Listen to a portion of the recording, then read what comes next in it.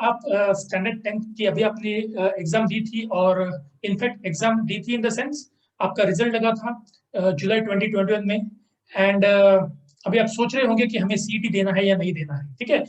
तो बहुत से स्टूडेंट्स हैं, पेरेंट्स है, इसमें बहुत कंफ्यूज है कि हमें इसके लिए क्या करना है, ये क्यों है सीईटी, ये कंपलसरी है नहीं है, इसमें क्या सब्जेक्ट्स होंगे, कैसा होगा। तो मैं आज आपको उसके बारे में पूरा क्लैरिटी देने वाला हूं मैं। So yes, yes you can see. सबसे पहला है कि इस standard 11th FYJC CET compulsory after standard 10th result. आपका रिजल्ट लगा है और अभी आपको ऐसा सोच रहे हो कि मुझे 11th का मुझे एडमिशन लेना है, तो सीईटी कंपलसरी है या नहीं है, ठीक है। तो देखते हैं इसके लिए क्या आंसर है। ये सबसे पहले मैं जाऊंगा कि why FYJC CET exam is conducted. ये कंडक्ट क्यों कर रहे हैं, इसके पीछे रीजन ये है कि बिकॉज ऑफ कोरोना हमारा जो मार्च में स्टैंडर्ड 10 का एग्जाम होता है वो इस साल हुआ नहीं है। और बहुत से स्कूल्स ने, मेजॉरिटी सभी स्कूल्स ने बच्चों को मार्क्स जो दिए हैं वो उनके इंटरनल असेसमेंट्स है या लास्ट ईयर 9th के जो भी उनके रिजल्ट्स लगे थे वो सब मिला के, या कुछ स्कूल्स ने जिन्होंने ऑनलाइन एग्जाम्स लिए थे ड्यूरिंग द ईयर 2020 और 21 में जो लिए थे, उसके बेसिस पे बहुत से स्टूडेंट्स को मार्क्स मिले हैं। इसमें ऐसा हुआ है कि जो स्टूडेंट्स को लग रहा था कि हमें बहुत अच्छे मार्क्स मिलेंगे, ऐसा हुआ है कि उनको अच्छे मार्क्स मिले हैं। लेकिन कुछ स्टूडेंट जिनको अच्छे मार्क्स मिलने चाहिए थे, शायद उनको लगा कि उनको उनके हिसाब से अच्छे मार्क्स नहीं मिले हैं। ऑन द कॉन्ट्ररी ऐसा भी हुआ है कि जिनको लग रहे थे कि हमें एक एवरेज 70-75 मार्क परसेंट मिलेंगे, तो उनको 80-85 मिला है। तो there are lot of things इस साल के एग्जाम में हुआ है, इस साल के रिजल्ट्स में इनफैक्ट हुआ है। तो फिर गवर्नमेंट ने, जो महाराष्ट्र स्टेट बोर्ड है, उन्होंने क्या सोचा कि हम जो रिजल्ट तो लगाया है लेकिन अभी हमें एडमिशन देना है, तो हम उन बच्चों को एडमिशन कैसे देंगे। तो उन्होंने क्या सोचा कि हम सीईटी लेंगे, कॉमन एंट्रेंस टेस्ट लेंगे, और उसमें क्या करेंगे, जो भी बच्चे मेरिट वाइज आएंगे तो हम पहले प्रायोरिटी हम उनको देने वाले हैं, ठीक है। तो ये एग्जाम उसके लिए ही कंडक्ट किया है। यस, तो who can give this exam, कौन दे सकते हैं, जो जुलाई 2021 में जिनका रिजल्ट लगा है स्टैंडर्ड 10 का, तो वो सभी बच्चे जो पास हुए हैं वो सब ये एग्जाम्स सीईटी के दे सकते हैं। Yes, anyone who has passed 10th SSC exam for 2020-21 के लिए।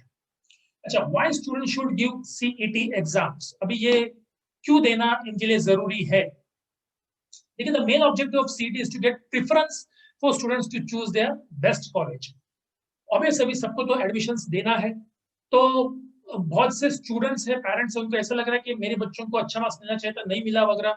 एंड फॉर दैट रीजन ऐसा हो सकता है कि उनको जो कॉलेज चाहिए वो शायद उनको ना मिले। सो फॉर दैट रीजन इन्होंने क्या किया है, जो स्टेट बोर्ड है उन्होंने क्या किया, उन्होंने सोचा कि हम सीईटी लेंगे और उसमें क्या करेंगे, जो भी मेरिट वाइज बच्चे आएंगे ना उनको हम पहले प्रायोरिटी देंगे for choosing their colleges. Yes, so again the same question, is standard 11th for जैसे CET compulsory after standard 10th result, क्या ये compulsory है? The answer is no, ये compulsory नहीं है। अगर स्टूडेंट्स देना चाहते हैं तो दे सकते हैं, नहीं देना चाहते तो भी चलेगा, उससे कुछ प्रॉब्लम नहीं होगा। लेकिन इससे क्या इफेक्ट होने वाला है मैं आपको आगे बताऊंगा कि इससे क्या इफेक्ट होगा कि आपने दिया या नहीं दिया। तो ओके, तो देखेंगे अभी सीट तो होने वाला है, तो इसमें बहुत से पेरेंट्स या स्टूडेंट सोचते होंगे कि कौन से सब्जेक्ट्स इसमें इंक्लूडेड होंगे सीईटी के लिए। तो इसमें 4 मेन सब्जेक्ट्स होने वाले हैं, एक तो इंग्लिश है, मैथ्स है, साइंस है, सोशल साइंस है। ये 4 सब्जेक्ट्स होंगे, चारों के 25-25 मार्क्स होंगे, टोटल 100 मार्क्स का ये पेपर होगा। और ये जो भी सिलेबस रहेगा, syllabus will be based on standard 10 subject. तो आपको कुछ एक्स्ट्रा करने का जरूरत नहीं है। बहुत से आप जगह पे देखोगे कि आपको कुछ शायद बुक्स मिलते होंगे या कुछ बोला होगा कि ये सिलेबस है, it's all standard 10 based only. आपको उसमें से ही पढ़ाई करना है। अगर आपको उसमें से अगर आपका अच्छा पढ़ाई हुआ रहेगा, so you don't have to worry, you have to just make the revisions. Okay, yes, if you have some MCQs वगैरह आपको किधर से मिल रहे हैं तो yes, that's well and good, आप उसको सॉल्व कर सकते हैं। अच्छा, क्वेश्चंस कैसे होंगे? Okay, questions will be in the form of MCQs and answers to be written in OMR. ये क्या होता है ओएमआर?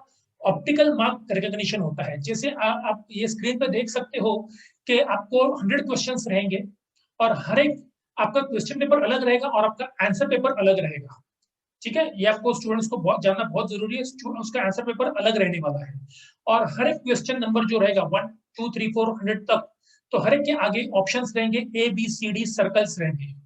तो आप उस सर्कल में से जो आंसर करेक्ट है उसको आपको पूरा सर्कल करना है, उसको पूरा आपको डार्क करना है। लेट्स से अगर आपका ऑप्शन ए है तो आपको ए को पूरा डार्क करना है। ठीक है, you can use a pencil और you can also use a pen, but better if you use a pencil. इसमें अगर आपने पेन यूज किया और आपने अगर कुछ किया, अगर आपने ऑलरेडी मार्क किया और बाद में उसको आप री आंसर नहीं कर सकते। So students, very very important, आपको ये पेपर बहुत संभल के सॉल्व करना है। Yes, now the admission process. Admission process कैसे होने वाली है? देखिए, जैसे अगर मैंने कहा कि आप, मैंने पिछले पहले भी कहा था कि मैं आपको आगे बताऊंगा कि कुछ बच्चे जो है उनको 95% भी मिला होगा, लेकिन उन्हें सीडी नहीं दिया, ये सोच के कि मुझे 95% मिले हैं सो मैं सीडी नहीं दूंगा। तो एडमिशन प्रोसेस कैसा होगा? सो मोस्टली आप देखते हो कि हमेशा 5 राउंड्स ऑलमोस्ट हर साल होते हैं, जिसमें first round, second, third, fourth, fifth round होता है, जिसमें हर एक बार मेरिट लिस्ट लगती है और बच्चों को एडमिशन दिया जाता है। तो इसमें जो फर्स्ट 3 राउंड है ना, वो सीटी स्टूडेंट्स के लिए होने वाले हैं अकॉर्डिंग टू मेरिट। मतलब अगर आपने सीटी का एग्जाम दिया है और आपको अगर 80 85 90 मिला है तो आपको पहला प्रेफरेंस रहेगा, क्योंकि आपने सीटी दिया है। ऑन द कॉन्ट्रारी, अगर किसी बच्चे ने सीटी नहीं दिया लेकिन उसको 95% मिले हैं, बट फिर भी उसको फोर्थ राउंड या फिफ्थ राउंड में उसको ऑप्शन मिलेगा, बिकॉज उसने सीटी नहीं दिया है। तो स्टूडेंट्स, ये आपको ही सोचना है कि आपको सीटी देना है या नहीं देना है। So last 2 rounds will be for the students without सीटी, और पहले 3 राउंड्स में जो सीटी दिए हुए बच्चे हैं उनको प्रेफरेंस दिया जाएगा।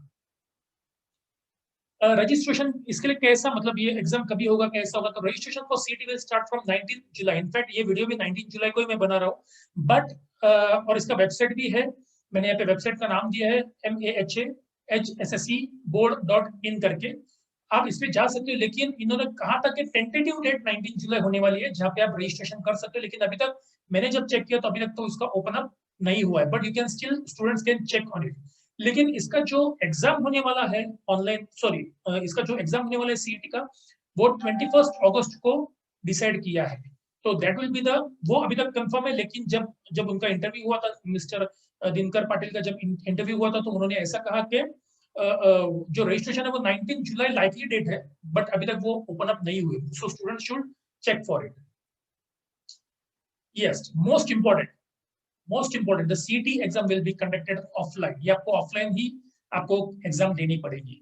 ठीक है, तो ये ऑनलाइन नहीं होने वाली है, तो आपको अच्छी तरह एग्जाम प्रिपरेशन करके ही आपको इसको एग्जाम देना होगा। यस, सो और एक मैं चीज बताना चाहता हूँ, बहुत से स्टूडेंट्स हैं जिनको अभी सोच रहे कि 90 मिला है, 95 मिला है, कुछ बच्चे ऐसे जिनको कम मार्क्स भी मिला है। तो लेट्स से अगर किसी को एक्सपेक्टेशन था कि उसको 70% मिलेगा, लेकिन उसको 50% मिला है, क्योंकि ये जो मार्क्स दिए ना, ये सब 9th के बेसिस पे भी दिए गए। तो शायद आपको, बहुत से बच्चे होते हैं कि 9th में इतना स्कोर नहीं करते, लेकिन 10th में बहुत जोर लगाते हैं। लेकिन आपने शायद 9th में स्कोर अच्छा नहीं किया, उसके लिए शायद आपको मार्क्स कम मिले होंगे। सो उनके लिए भी एक ऑप्शन है, आप क्या कर सकते हो, वापस एक एग्जाम होने वाली है सितंबर में, जहां पर अगर आप चाहे तो वापस आप एग्जाम दे सकते हो। तो अगर आपको अभी 50% मिले और बाद में अगर आपको 70% मिलते, तो वही आपका, आप वो आपकी मार्क लिस्ट करके आप उसको यूज कर सकते हो। लेकिन अगर उसमें भी आपने देखे, उसमें अगर आपको 40% मिला, तो आप यही मार्क लिस्ट दिखा सकते हो। So you have an option, so don't worry about it, लेकिन उसका अपडेट्स आगे आपको मिलते जाएगा।